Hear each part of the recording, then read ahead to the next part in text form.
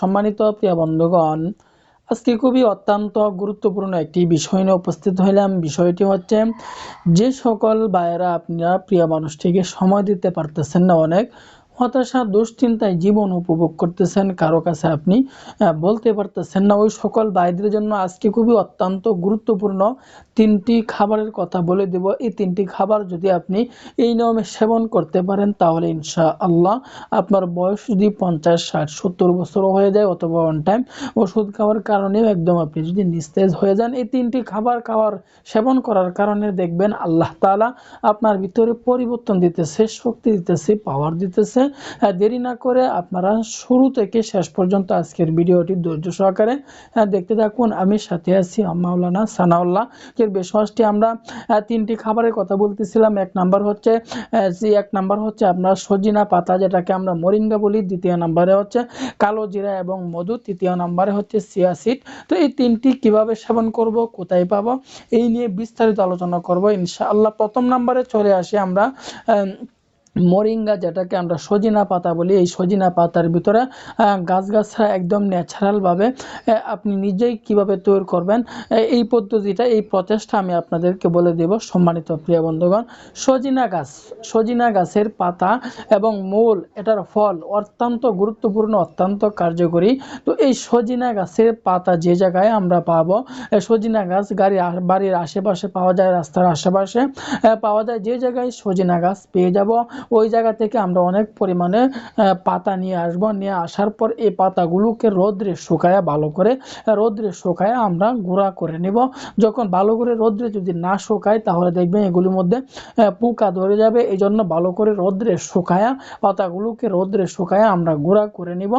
গুঁড়া করে নেওয়ার পরে প্রতিদিন আমি 1 চামচ পাউডার 1 গ্লাস পরিমাণ পানির মধ্যে মিশিয়ে সকালে সেবন করব এবং রাত্রে সেবন করব খাবারের পরে। তো আমি আবারও বলতেছি, সজিনা পাতা 1 চামচ আমি প্রতিদিন সকালবেলায় সেবন করব খাবারের পরে, এবং রাতের বেলায় শোয়ার আগে আমি 1 চামচ সজিনা পাতার গুঁড়া আমি সেবন করব। দ্বিতীয় নম্বরে বলতেছিলাম চিয়া সিড। একটি কথা বলে রাখি, যে সকল ভাইরা 2 বছর, 3 বছর, 4 বছর, 5 বছর যাবত, বহুদিন যাবত এই সমস্যা নিয়ে ভুগতেছেন, ছোটোখাটো বেশওয়াজ শরীরে শ্যুট করতেছেন, তাহলে বুঝতে হবে আপনার শরীরে ছোটোখাটো বেশওয়াজ কখনোই শ্যুট করবে না। এর কারণটা হচ্ছে আপনার সমস্যা বেশি হয়ে গেলে ছোটোখাটো বেশওয়াজ শরীরে শ্যুট করবে না, এটাই স্বাভাবিক। আপনি নিজের দিকে লক্ষ্য করুন, আপনি নিজেই প্রশ্ন করুন নিজেকে। আপনার যদি 106 ডিগ্রি 60 ডিগ্রি জ্বর হয়ে যায়, তখন কিন্তু আপনাকে সাধারণ নাফাবরি কাজ করে না, আপনাকে অ্যান্টিবায়োটিক নিয়ে সেবন করতে হয়। অ্যান্টিবায়োটিক নিয়ে সেবন করলে আপনি কিছুটা সুস্থ হয়ে যান, অল্প দিনের মাধ্যমেই সুস্থ হয়ে যান।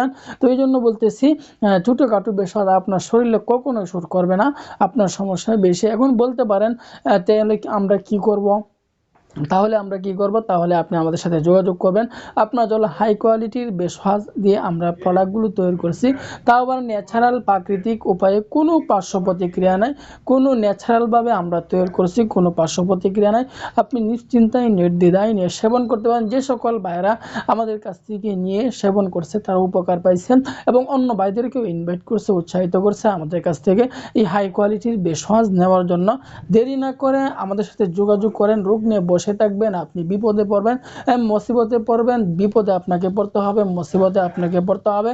এই রোগটা দেখবেন আস্তে আস্তে বড় আকার ধারণ করবে, যা এক সময় আয়ত্তের বাইরে চলে যাবে, কল্পনার বাইরে চলে যাবে। পরবর্তীতে আপনি লাখ টাকা খরচ করেও কিন্তু আপনি সমাধান পাবেন না। তো সম্মানিত প্রিয় বন্ধুগণ, আমরা যে কথা বলতেছিলাম, তিনটি খাবারের ভিতরে 1 নাম্বার খাবার হচ্ছে সজিনা পাতা, মরিঙ্গা। দ্বিতীয় নাম্বারে বলতেছিলাম চিয়া সিড। তো এই চিয়া সিডের কিন্তু অত্যন্ত গুরুত্বপূর্ণ। তো এই চিয়া সিড আমরা কিভাবে সেবন করব? তো এই চিয়া সিড যদি আমরা সেবন করতে যাই বাজার থেকে, মনিহারির দোকানে অথবা কবিরাজের দোকানে আমরা এই চিয়া সিড পেয়ে যাব। যে জায়গায় আমরা চিয়া সিড পেয়ে যাব, ওই জায়গা থেকে আমরা চিয়া সিডগুলো কিনে নিয়ে আসব। চিয়া সিডগুলো যখন আমরা কিনে নিয়ে আসব, নিয়ে আসার পরে এই চিয়া সিডগুলো আমরা রাতের বেলায় 1 গ্লাস পরিমাণ পানির মধ্যে এই চিয়া সিডগুলো আমি ভিজিয়ে রাখবো। সকালবেলায় আমি পানিটুকু সেবন করে ফেলবো এবং চিয়া সিডগুলো আমি ফেলে দিব। দ্বিতীয় নাম্বারে খাবার বললাম চিয়া সিড। এক নম্বরে হচ্ছে মরিঙ্গা, দ্বিতীয় নম্বরে চিয়া সিড। মরিঙ্গা মানে হচ্ছে সজিনা পাতা, এই সজিনা পাতার পাউডার সকালে 1 চা চামচ সেবন করব এবং রাতের বেলা 1 চা চামচ সেবন করব। দ্বিতীয় নম্বরে বললাম চিয়া সিড, এই চিয়া সিড আমি প্রতিদিন সকালবেলায় এই রাতের বেলা ভিজিয়ে রাখবো, সকালবেলায় এই চিয়া সিড আমি সেবন করব। তৃতীয় নম্বর খাবার হচ্ছে আমাদেরকে মধু এবং কালোজিরা। তো এই মধু এবং কালোজিরা কিভাবে সেবন করব, এই নিয়মটি, এই প্রচেষ্টাটিও আমি আপনাদেরকে বলে দিচ্ছি। তো তৃতীয় নম্বরের খাবার হচ্ছে আমরা মধু 1 চা চামচ পরিমাণে মধু আমি হাতের তালুয় নিয়ে নিব। হাতের তালু নিয়ে নেওয়ার পরে এখানে আমি অল্প পরিমাণে কালোজিরা দিয়ে দিব। দেওয়ার পরে আমি প্রতিদিন সকালবেলায় সেবন করব এবং রাতের বেলায় আমি সেবন করব। তাহলে বললাম মধু এবং কালোজিরা, 1 চা চামচ মধু এবং কালোজিরা আমি প্রতিদিন সকালবেলায় সেবন করব এবং রাতের বেলায় সেবন করব। তো 3টি খাবার আমি আবারও বলতেছি। 1 নম্বরে বলছিলাম মরিঙ্গা, সজিনা পাতা, দ্বিতীয় নম্বরে হচ্ছে চিয়া সিড, তৃতীয় নম্বরে হচ্ছে মধু এবং কালোজিরা। এই 3টি খাবার যদি নিয়মিত সেবন করতে পারেন তাহলে ইনশাআল্লাহ আপনার উপকার হবে। আপনি অন্য মানুষকেও এটি সেবন করার জন্য উৎসাহিত করবেন।